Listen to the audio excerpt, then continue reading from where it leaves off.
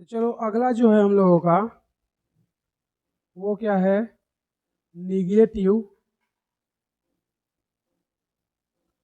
Interaction.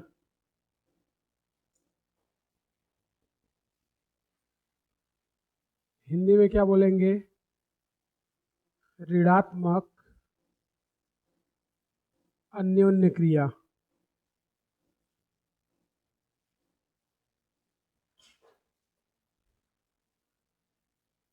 तो negative या ऋणात्मक अन्योन्य क्रिया मतलब जिसमें दोनों को या किसी एक को क्या नुकसान हो। फायदा इसमें किसी को नहीं होगा, नुकसान होगा। हो सकता है दोनों को हो या किसी एक को हो। तो निगेटिव इंटरेक्शन में किसी एक जीव या दोनों जीवों को नुकसान या हानि होता है, जिसमें पहला है नंबर ए, एक्सप्लोटेशन। हिंदी में बोलते हैं इसको शोषण।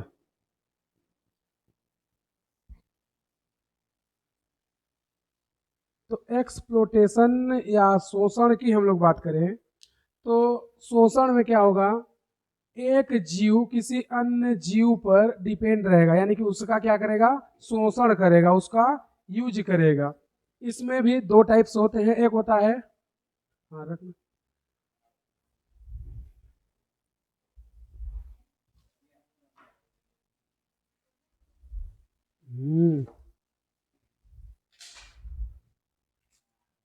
तो देखना जो शोषण होता है इसके भी दो पार्ट होंगे। एक होता है पैरासिटिज्म,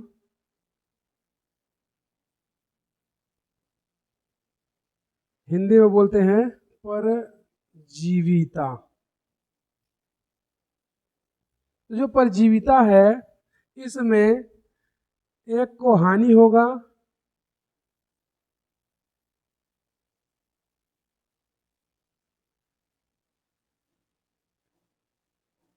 एक को लाभ होगा और एक को हानि होगा। जैसे परजीवी में क्या होता है कि जो हमारा पैरासाइट होता है वो क्या करता है, किसी अन्य पोषी जीव पर अपना जीवन व्यतीत करता है। तो जब परजीवी अपना किसी अन्य पोषी जीव पर जीवन व्यतीत करता है तो उसका क्या करेगा, शोषण करेगा, उसका उपयोग करेगा। तो परजीवी को क्या हो गया, फायदा, लेकिन जिसका शोषण हो रहा है या जिसका उपयोग कर रहा है उसका क्या हो गया, नुकसान, या उसको क्या हो गया, हानि। तो उसको हम लोग क्या बोलते हैं, परजीविता। अब जो परजीवी होते हैं वो अलग अलग प्रकार के होते हैं। अगर परजीवी को लंबे समय तक परपोषी के साथ या अपने होस्ट के साथ रहना है तो उसे क्या करना होगा, वो अपने में कुछ चीजों को हटाना चाहेगा। जैसे जो पाचन तंत्र है उसको हटाना पड़ेगा ताकि वो परपोषी से डायरेक्ट भोजन ले और उसका यूज कर ले, मतलब पचाने का काम ना रखे। दूसरा, इसके पास जनन की क्षमता बहुत स्ट्रांग होनी चाहिए ताकि इसकी जनसंख्या बनी रहे। तीसरा क्या हो सकता है कि ये जो परजीवी होते हैं ये अपने होस्ट को जान से ना मारे, बस उनका यूज करते रहे। तो ये परजीवी का क्या होता है कैरेक्टर, कि वो अपने होस्ट का लंबे समय तक अगर यूज करना चाहता है तो अपने अंदर पाचन क्षमता को क्या कर देगा, नष्ट करेगा, जनन क्षमता को स्ट्रांग करेगा ताकि इसकी जातियां इस पृथ्वी पर बनी रहे। और उसके साथ साथ ये क्या करना चाहेगा कि जो होस्ट सेल है उसको जान से ना मारे, अगर मार देगा तो फिर से खाने के लिए कुछ नहीं मिलेगा। तो परजीवी जो होता है वो अपने होस्ट का लंबे समय तक यूज करता है, उसे जान से मारता नहीं है लेकिन होस्ट को नुकसान बहुत पहुंचाता है। पहला क्या, होस्ट की जनन क्षमता को डिस्टर्ब कर सकता है, होस्ट को धीरे धीरे कमजोर बनाता जाएगा ताकि अन्य कोई जीव उस पर क्या कर सके, आक्रमण कर सके या उस पर अटैक कर सके ताकि उसका होस्ट क्या हो जाए, कमजोर हो जाए। तो ये परजीवी और होस्ट के बीच का क्या होता है, लक्षण। तो जो पैरासाइट या परजीवी होते हैं ये दो टाइप के होंगे, एक तो होता है बाह्य परजीवी, एक होता है आंतरिक। मतलब जो मनुष्य के शरीर के बाहर रहते हैं या जीवों के शरीर के बाहर रहते हैं। दूसरा आंतरिक परजीवी जो मनुष्य के शरीर के क्या हो, अंदर हो, तो उनको हम लोग क्या बोलते हैं, आंतरिक परजीवी। जैसे मनुष्य के शरीर के अंदर में क्या होता है, टेपवार्म, टीनिया, एस्केरिस और एंट अमीबा, ये सब कहाँ होते हैं, मनुष्य के शरीर के अंदर। और कुछ ऐसे होते हैं जो शरीर के बाहर होते हैं। तो पैरासाइट भी 2 टाइप्स का हो जाएगा, एक होगा एक्टोपैरासाइट, एक होगा एंडोपैरासाइट। और एक होता है जो पादपों पर पैरासाइट हो, ये तो जीवों पर हो गया।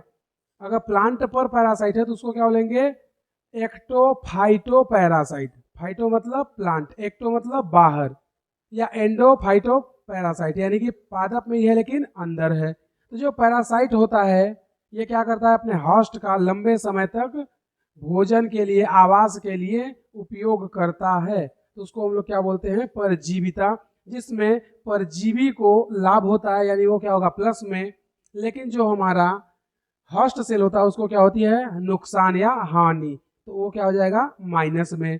तो परजीवी जो होते हैं वो 2 टाइप्स के होते हैं। इसमें हम लोग क्या बोल सकते हैं कि परजीवी लंबे समय तक अपने होस्ट, हिंदी में क्या बोलेंगे, पोषी का उपयोग करता है, यानी कि शोषण करता है, उपयोग करता है। तो इसके जो एग्जाम्पल हैं, number first ectoparasite, Hindi में इसको बोलते हैं हम लोग बाह्य परजीवी। तो जो एक्टोपैरासाइट है ये कहाँ रहेगा, जीव के सतह पर, यानी कि जीव के शरीर के बाहर रहेगा। अगर हम लोग एक्टोपैरासाइट या बाह्य परजीवी के एग्जाम्पल की बात करें तो जैसे जोक, किसमें होगा, चौपायों में।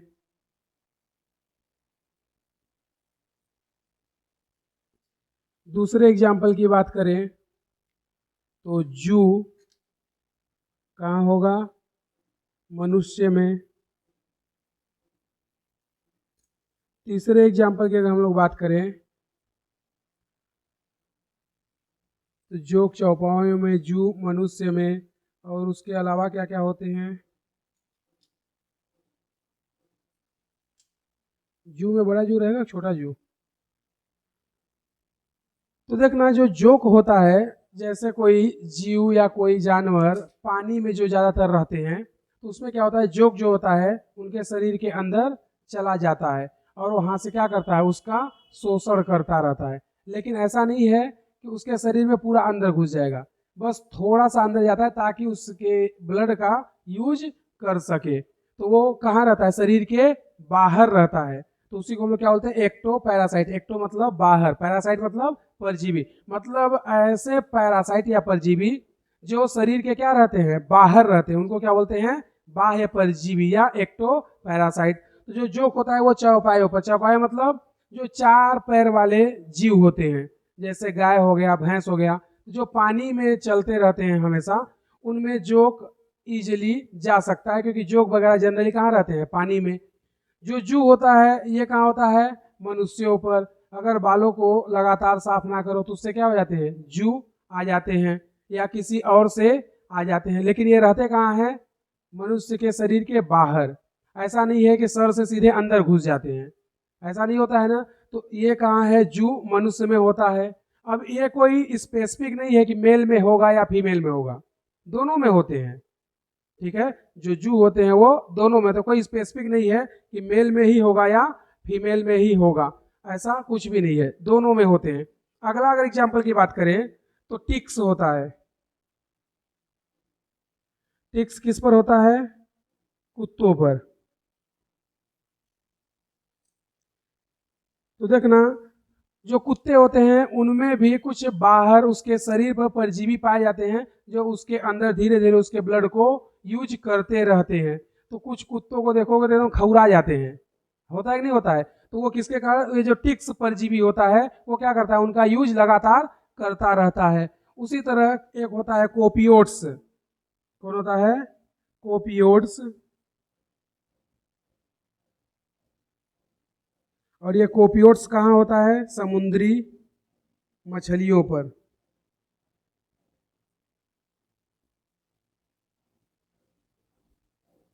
तो ये सब क्या होते हैं, बाह्य पैरासाइट। तो जो बाह्य परजीवी होंगे वो हमेशा कहाँ रहेंगे, शरीर की सतह पर, यानी कि शरीर के बाहर, शरीर के अंदर नहीं रहेंगे। लेकिन जो एंडो पैरासाइट होते हैं या जो शरीर के अंदर होते हैं, तो एक्टो पैरासाइट में ये ऐसे जीव हैं जो कहाँ रहते हैं, शरीर के बाहर। एक होता है एंडो पैरासाइट, या इसी में हम लोग बोल सकते हैं एक्टोफाइटो पैरासाइट। ये सब किस पे हैं, जीवों पे हैं। जो पादपों पे होते हैं उनको क्या बोलेंगे, बाह्य पादप परजीवी।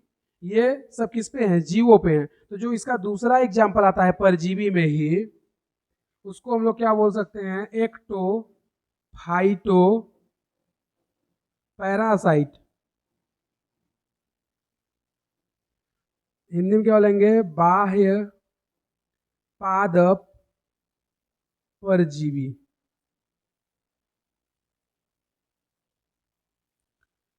तो फाइटो मतलब क्या होता है, प्लांट। पैरासाइट मतलब परजीवी, मतलब जो क्या हो, पादपों पर हो लेकिन उनके बाह्य सतह पर, तो उनको हम लोग क्या बोलते हैं, एक्टोफाइटो पैरासाइट। तो एक्टो मतलब बाहर, फाइटो मतलब प्लांट, पैरासाइट मतलब परजीवी। मतलब ये कहाँ होंगे, पादपों पर, लेकिन होंगे कहाँ, बाह्य सतह पर। ऊपर वाले क्या होते हैं, रहते हैं जीवों पर लेकिन बाह्य सतह पर। तो पादपों में जैसे होता है एम्फीड, एम्फीड। उसी तरह होता है लैक इंसेक्ट, जिसको लाख कीट बोलते हैं। इसको क्या बोलते हैं, लाख कीट, जो लाख का उत्पादन करता है।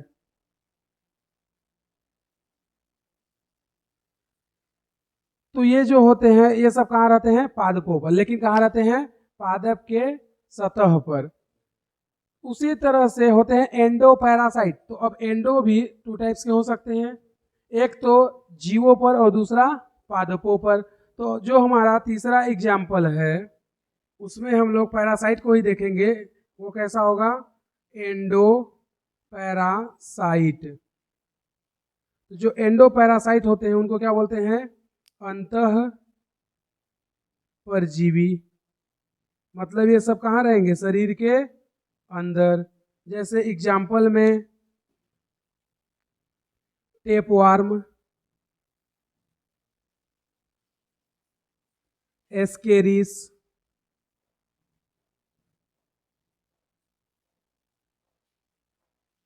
एंट अमीबा,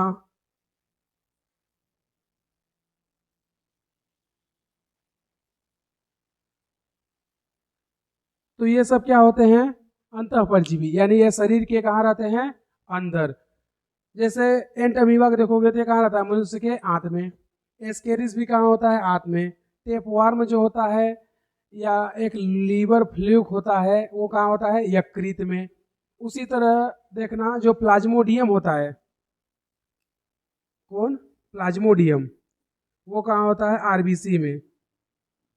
प्लाज्मोडियम ये कहाँ रहता है, मनुष्य की आरबीसी में, मनुष्य की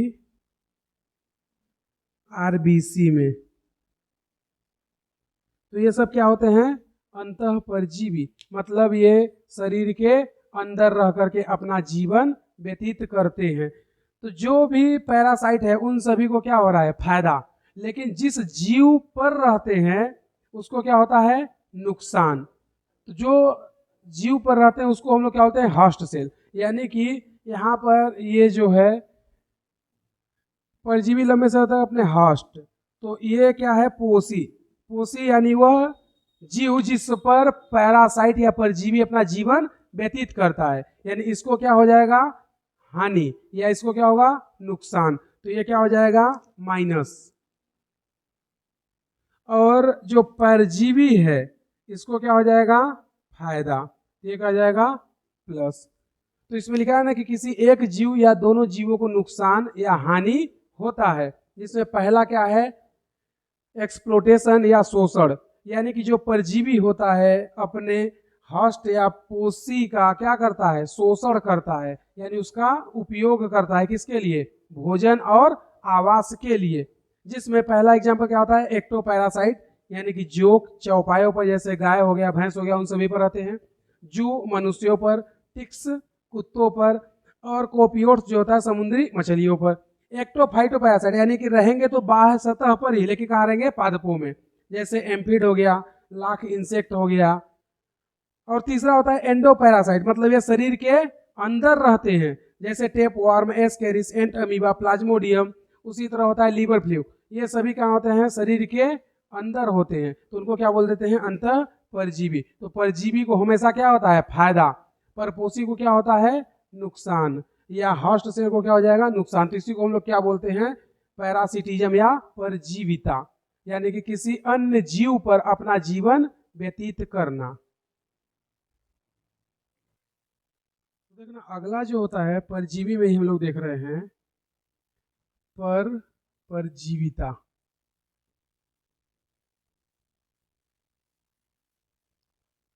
यानी कि जो परजीविता होता है, इसमें परजीवी किसी अन्य परजीवी पर निर्भर करता है, या बोल सकते हैं एक परजीवी दूसरे परजीवी पर निर्भर रहता है, तो उसको हम लोग क्या बोलते हैं, परजीविता। अगर एग्जाम्पल की बात करें तो बैक्टीरियोफेज,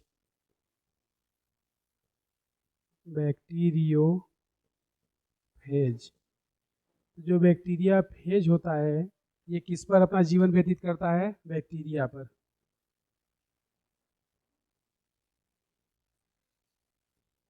तो बैक्टीरियोफेज बैक्टीरिया पर अपना जीवन व्यतीत करता है, उसको क्या बोलते हैं, परजीविता।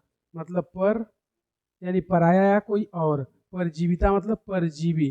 तो जब परजीवी किसी और पर, जैसे बैक्टीरिया तो परजीवी ऑलरेडी होता ही है, इस पर भी कोई दूसरा परजीवी आकर के रहना स्टार्ट कर दे, तो उसको क्या बोलते हैं हम लोग, परजीवी। तो बैक्टीरियोफेज जो होता है ये एक वायरस होता है, बैक्टीरियोफेज जो होता है वो क्या होता है, वायरस, और रहता किस पर है, बैक्टीरिया पर, और बैक्टीरिया एक खुद परजीवी है। तो जब कोई परजीवी पर ही अपना जीवन व्यतीत करने लगे तो उसको क्या बोल देते हैं हम लोग, परजीविता। जो दूसरा होता है उसको हम लोग बोलते हैं ब्रूड पैरासिटिज्म, हिंदी में बोलते हैं अंड परजीविता।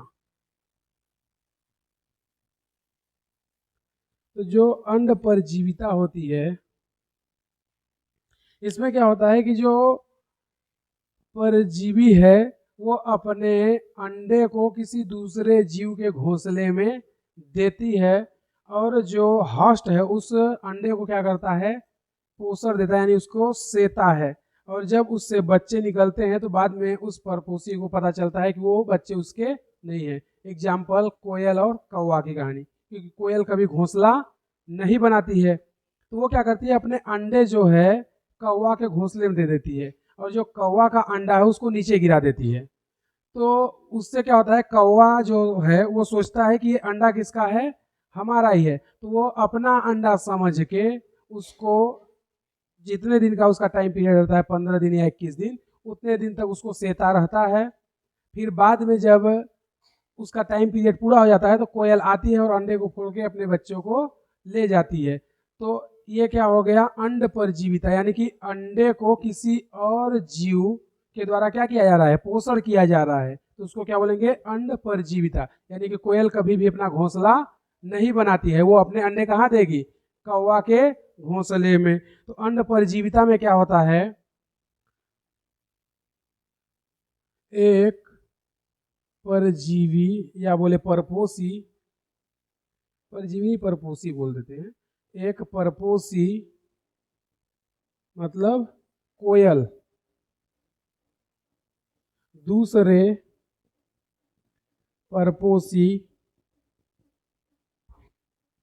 ब्रैकेट में कौवा के घोंसले में क्या करती है? अंडे देती है, अंडे देती है। तो इसको हम लोग क्या बोलते हैं? अंड परजीविता। एग्जाम्पल में कोयल व कौवा। तो जो कोयल है उसको क्या हो गया? फायदा। कौवे को क्या हो गया? घाटा, क्योंकि उसके अंडे को नीचे गिरा करके फेंक दिया जाता है। तो कोयल को क्या हो गया? फायदा। कौवे को क्या हो गया? घाटा। तो ये क्या हो गया? परजीविता। जो तीसरा होता है उसको हम लोग बोलते हैं पूर्ण परजीविता। पूर्ण परजीविता। तो पूर्ण परजीविता का मतलब है सब कुछ के लिए होस्ट पर डिपेंड हो जाओ। रहना, खाना, घूमना फिरना, सब चीज किसके पर डिपेंड हो जाओ? होस्ट पर। तो उसको क्या बोलते हैं? पूर्ण परजीविता। ऊपर वाला क्या था? पर परजीविता, मतलब परजीवी के ऊपर परजीवी रहता है। अन्य परजीवी में एक परपोषी द्वारा दूसरे परपोषी या होस्ट सेल के घोंसले में अंडे को दिया जाता है। पूर्ण परजीवी का मतलब होता है कि जो परजीवी है वो कंप्लीटली या पूर्ण रूप से भोजन के लिए, आवास के लिए और पानी के लिए, सब चीजों के लिए डिपेंड किस पर हो जाएगा? होस्ट सेल पर। तो उसको क्या बोलते हैं हम लोग? परजीवी या पूर्ण परजीवी। तो इसमें संपूर्ण या बोले जल, भोजन व आवास सभी के लिए होस्ट पर निर्भर होना क्या कहलाता है? पूर्ण परजीविता। एग्जाम्पल में अगर बात करें तो एग्जाम्पल में आता है रेफ्लेसिया। रेफ्लेसिया, और जो रेफ्लेसिया होता है ये होता है टोटल रूट पैरासाइट। हिंदी में बोलते हैं पूर्ण जड़ परजीवी। उसी तरह दूसरा एग्जाम्पल होता है Cuscuta रिफ्लेक्सा।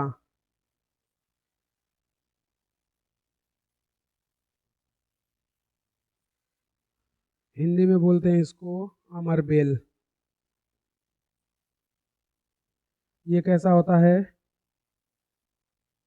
Total stem parasite. Hindi में बोलते हैं हम लोग पूर्ण स्तंभ परजीवी।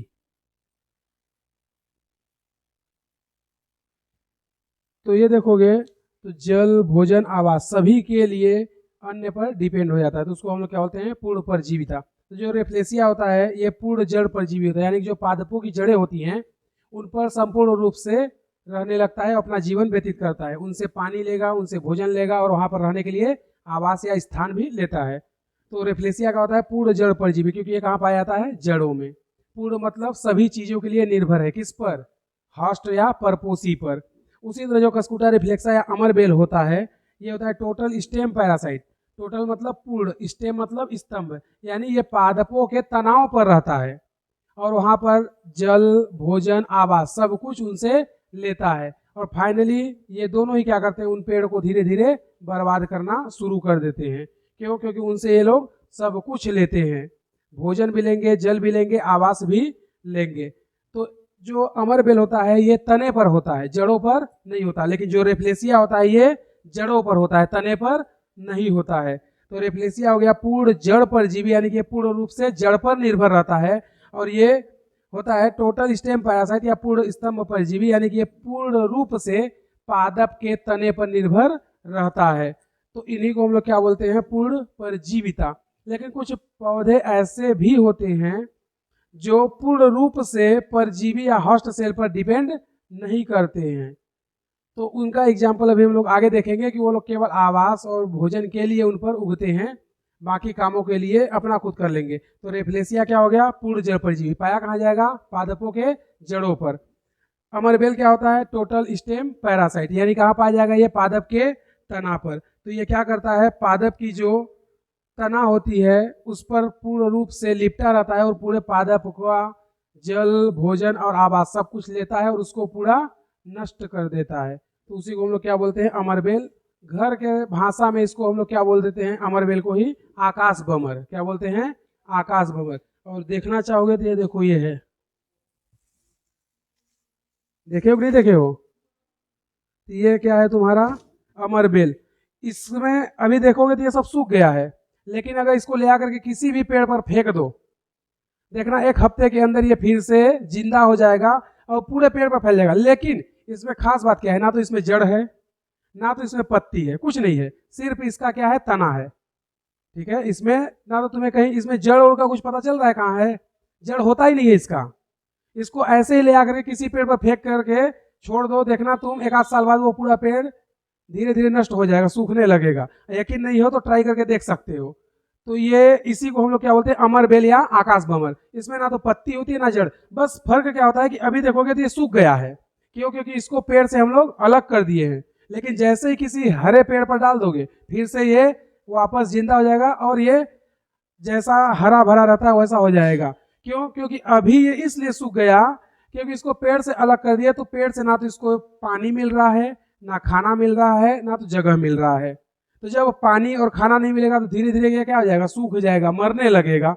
लेकिन जैसे इसको पेड़ पर दोबारा फेंक दो तो उससे क्या होगा, पेड़ से फिर से ये पानी लेना स्टार्ट कर देगा, पेड़ से खाना भी लेना स्टार्ट कर देगा और रहने के लिए जगह तो मिल ही जाएगी।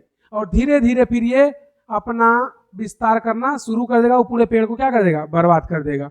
तो ये अमरबेल है जिसमें ना तो पत्ती होती है और ना ही जड़ होता है, ये बिना जड़ और बिना पत्तियों का होता है। कहीं भी तुम देखोगे तो इसमें पत्ती तुम्हें कभी नहीं दिखाई देगी, पत्ती होती ही नहीं है। तो इसी को तुम लोग क्या बोलते हो घर के भाषा में, अमर बेल या आकाश बमर। तो ये कहाँ पाया जाएगा, केवल और केवल पादपों के तना पर पाया जाता है। कहाँ पाया जाएगा, पादपों के तना पर। जड़ों पर कौन होता है, रेफ्लेसिया। तो रेफ्लेसिया बहुत रेयर है, इधर नहीं मिलता है, ये जापान साइड में जनरली जापान का पेड़ होता है, इसलिए उधर मिलता है। तो यही है तुम्हारा आकाश बमर, समझे। तो इसको छाप दो। तो देखना जो अगला है वो क्या है, आंशिक परजीवी। आंशिक परजीवी ये से बोलते हैं हेमी पैरासाइट।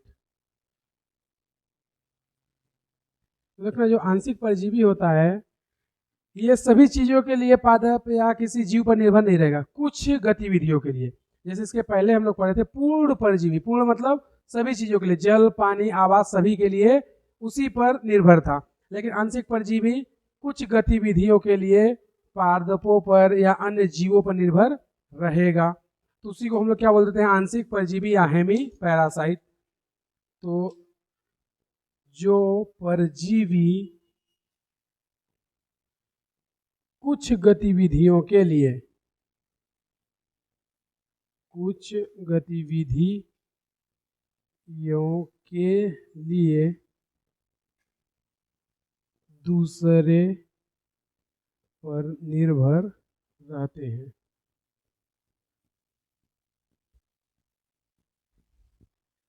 अगर एग्जाम्पल की बात करें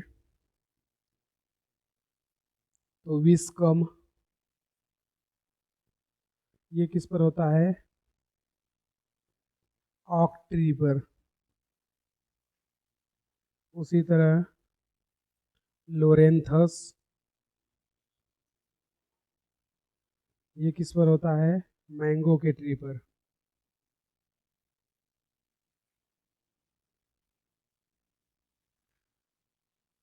और आर्सियोथोबियम, ये जो होता है स्मॉलेस्ट परजीवी पादप है।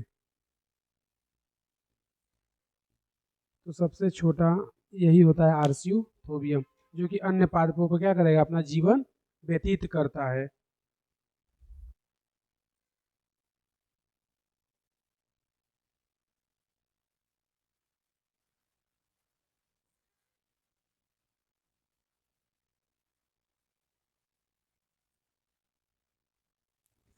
तो देखना अगला जो इसका बी पार्ट है, पहला क्या था शोषण, दूसरा क्या है परभक्षिता,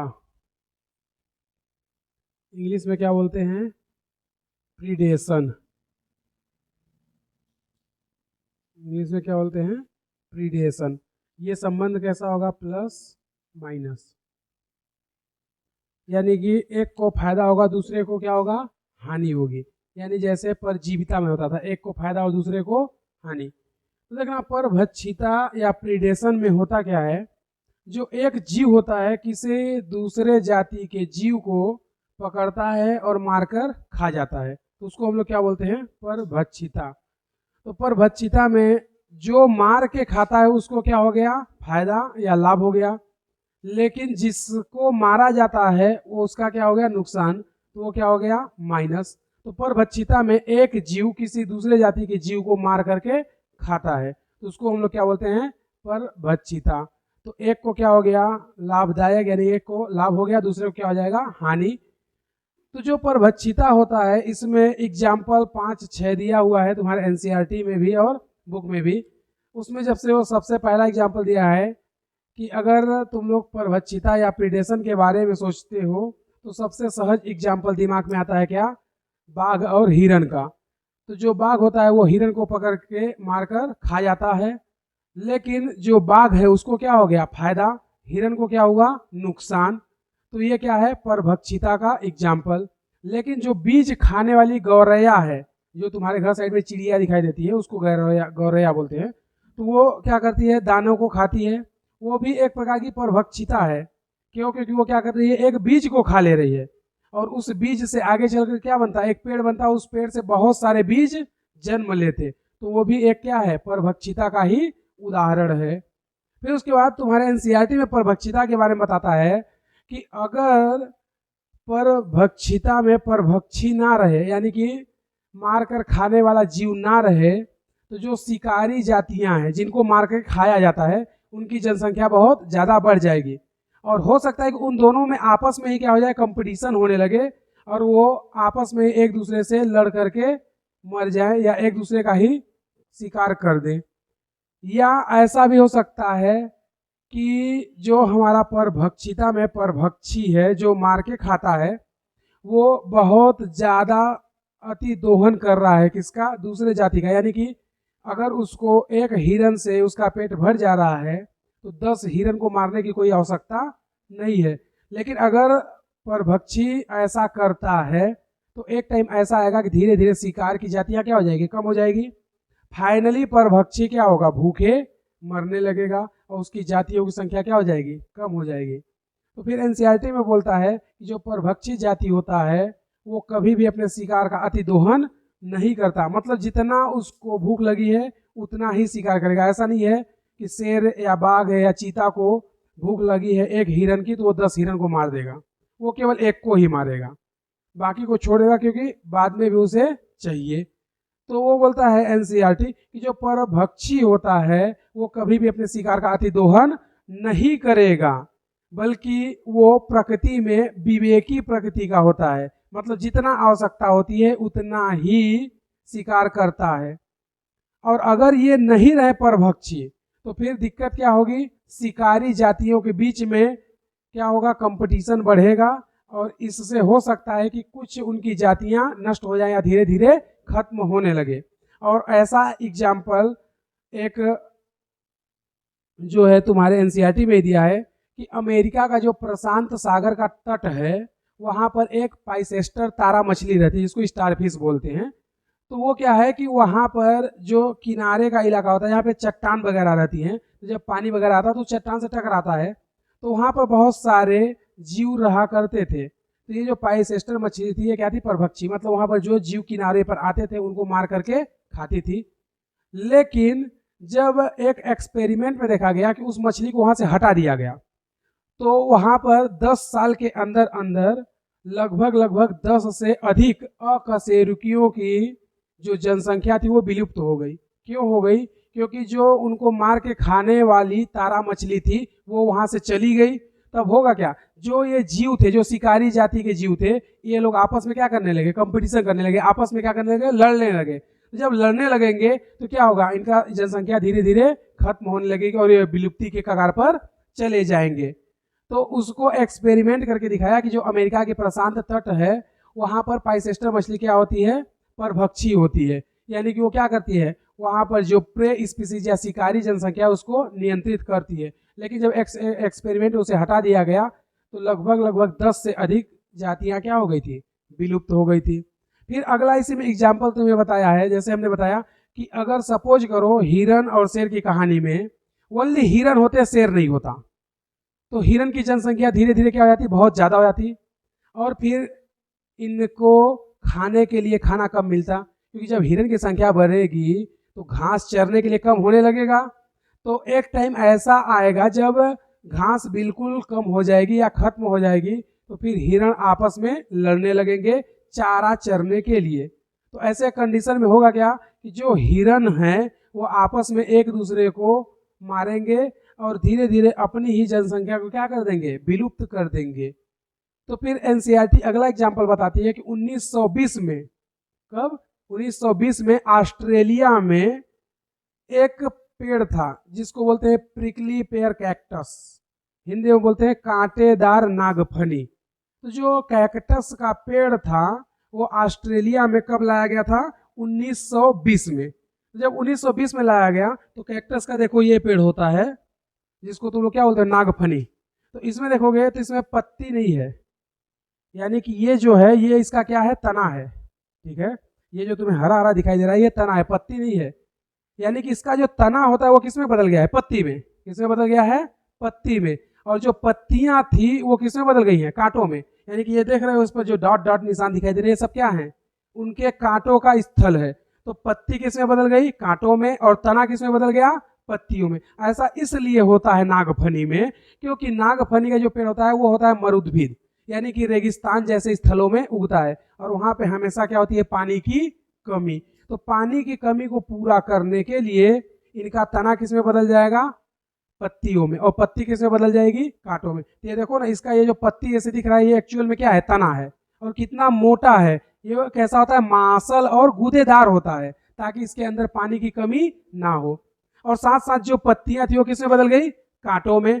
तो ये जो नागफनी है ये किसमें, किसका एग्जाम्पल है, ऑस्ट्रेलिया वाले का। 1920 में इसको ऑस्ट्रेलिया में लाया गया था, लेकिन ये पूरे ऑस्ट्रेलिया में आतंक मचा दिया था। क्यों, क्योंकि इसको खाने वाला जो जीव होता है वो था ही नहीं। तो ये क्या हुआ, पूरे ऑस्ट्रेलिया महाद्वीप पर फैल गया।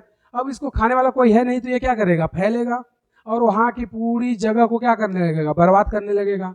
फिर फाइनली ऑस्ट्रेलिया में लाया गया एक मॉथ जिसको सलभ बोलते हैं। जब उसको लाया गया तो वो क्या करते हैं, इनके ऊपर पूरा चिपक जाते हैं और धीरे धीरे इसको चूस चूस के खत्म कर देते हैं। तो जब मॉथ को लाया गया तब इस नागफनी के प्रजाति को कंट्रोल किया गया था ऑस्ट्रेलिया के अंदर, अदरवाइज ऑस्ट्रेलिया में ये पूरी तरीके से फैल चुका था। इसी तरह अपने इंडिया में एक आया था पार्थिनियम या गाजर घास, जिसको बोलते हैं कांग्रेस घास। तो जो पार्थिनियम या गाजर घास होता है वो देखो ऐसा होता है, इसको बोलते हैं पार्थिनियम या गाजर घास, ठीक है। तो इसको घर साइड में तुम लोग बोलते हो फूलनहवाल यार, ठीक है, क्योंकि ये व्हाइट व्हाइट फूलता है और ये जिस एरिया में उगता है ना उस पूरे एरिया को बर्बाद कर देता है। मतलब पूरा 15, 20, 30 एकड़ तक जितना खेत रहता है सभी जगह केवल यही दिखाई देता है।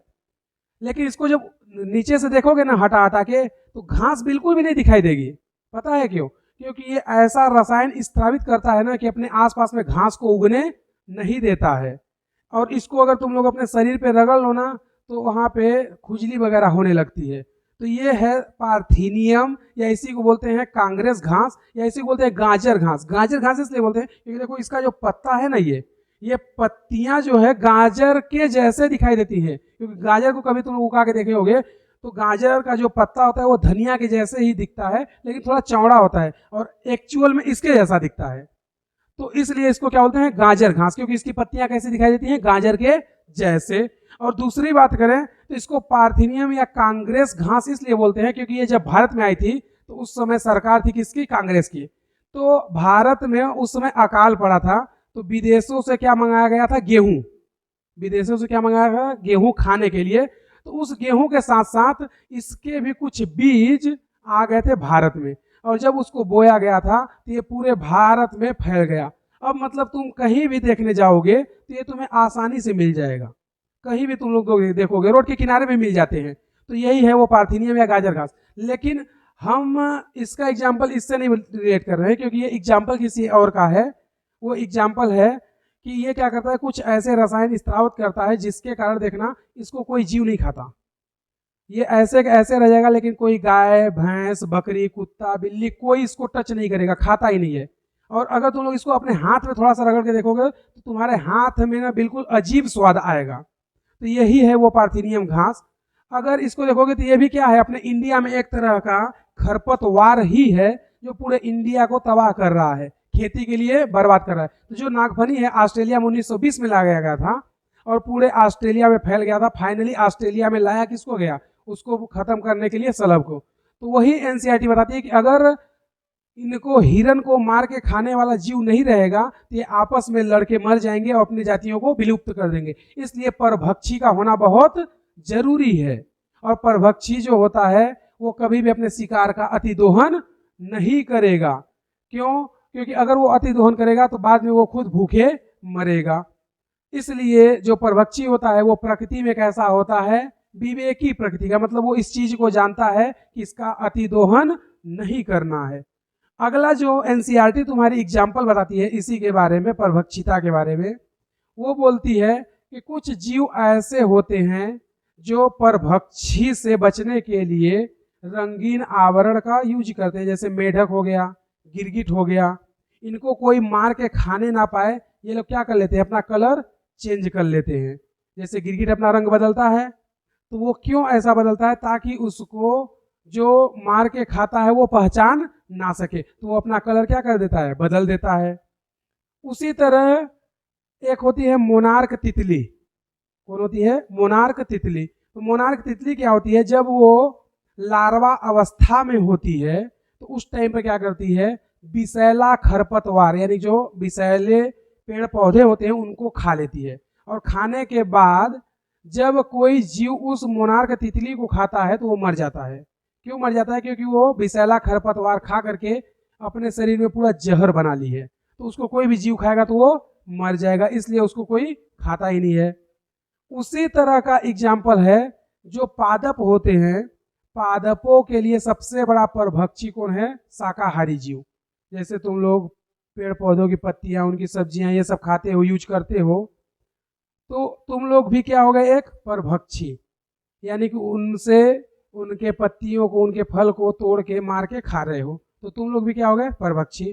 तो बोलती है एनसीईआरटी कि जो शाकाहारी जीव हैं वो पादपों के लिए सबसे बड़े परभक्षी होते हैं। और लगभग 25% कीट ऐसे हैं जो पादपों पर परभक्षी होते हैं, यानी कि जो कीट हैं वो पौधों पर अपना जीवन व्यतीत करते हैं, उनको खाते पीते रहते हैं। लेकिन पादपों में सबसे बड़ी दिक्कत क्या है, पादप मनुष्य के जैसे कार्य नहीं कर सकते। मतलब अगर तुम्हारे पास कोई परभक्षी तुम्हें मार के खाने आए तो तुम उसे भगा सकते हो या तुम उसे मार सकते हो, लेकिन पादप के पास ऐसी कोई सुविधा नहीं है कि वो उसको मार सके या भगा सके या उससे खुद भाग जाए। तो पौधा तो एक जगह फिक्स रहता है, वो कहीं जा नहीं सकता, ना तो उसको मार के भगा सकता है। तो फिर पौधे भी अपने अंदर कुछ ना कुछ आइडिया डेवलप करते हैं कि हमें कोई मार ना सके ना तो कोई खा सके। तो ऐसे कंडीशन में पहला एग्जाम्पल तुम्हारा कौन आता है, यही बबूल का। तो ये बबूल का जो हम लोग तना लाए हैं, इसको देखोगे तो इसको कोई नहीं खाएगा। क्यों नहीं खाओगे?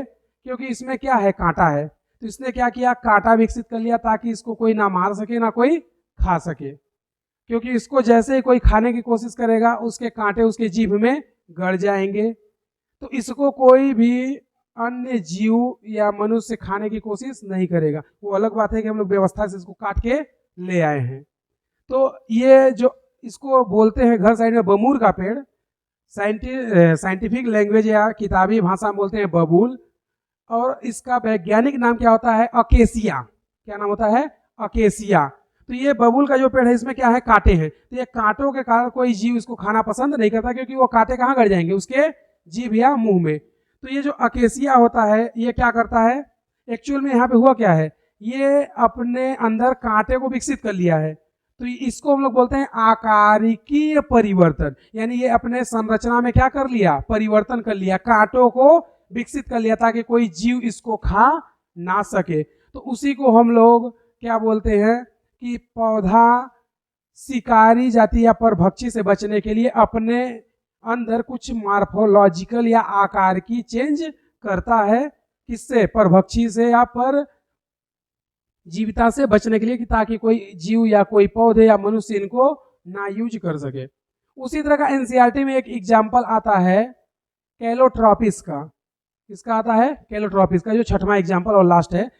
तो एनसीईआरटी बोलती है कि जो कैलोट्रॉपिस का पेड़ होता है इसमें हृदय ग्लाइकोसाइडल होता है, और उसको अगर कोई खाएगा तो व्यक्ति की मौत हो जाएगी, या कोई जीव या जानवर को खाएगा तो उसकी मौत हो जाएगी। इसलिए उस पेड़ को कोई नहीं खाता है, वो वैसा का वैसा जहां है वहीं पड़ा रहता है। तो वो जो कैलोट्रॉपिस का पेड़ है वो ये है, देखो ये है कैलोट्रॉपिस का। तुम लोग अपने घर के भाषा इसको बोलते हो मनार का पेड़। क्या बोलते हो, मनार का पेड़। इस पेड़ को देखना, ये ऐसा का ऐसा रहेगा, ना तो कोई बकरी चरेगी, ना तो कोई गाय खाएगी, ना तो कोई भैंस खाएगी, ना तो कोई मनुष्य यूज करेगा इसको, ठीक है। क्योंकि इसको जब तोड़ोगे ना तो इससे जो इसका दूध निकलता है वो जहरीला होता है। वो अलग बात है कि इसका उपचार में यूज करते हैं, ठीक है, लेकिन ये होता कैसा है, जहरीला। और इसमें एक्चुअल में जो रसायन होता है वो कैसा होता है, हृदय ग्लाइकोसाइडल, मतलब सीधे दिल का दौरा पड़ाएगा और व्यक्ति की सीधे क्या हो जाएगी, मौत।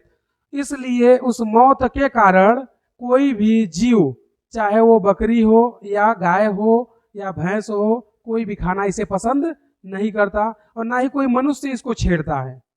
जैसे ये है रास्ते में, तो ऐसा नहीं तुम इसको पत्ती तोड़ के भाग जाओ, क्यों, क्योंकि इसका जो मिल्क निकलता है वो भी जहरीला होता है, इसलिए इसको कोई छेड़ता नहीं है। अगर ये छेड़ेगा तो तुम लोग जिंदगी से हाथ धो बैठोगे।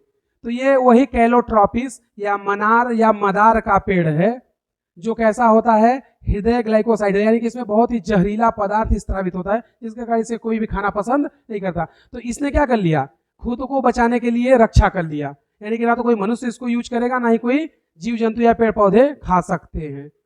तो ये 6 एग्जाम्पल है जो एनसीईआरटी तुम्हें बताती है, और पूरा का पूरा एनसीईआरटी में ये दिया हुआ है, समझे।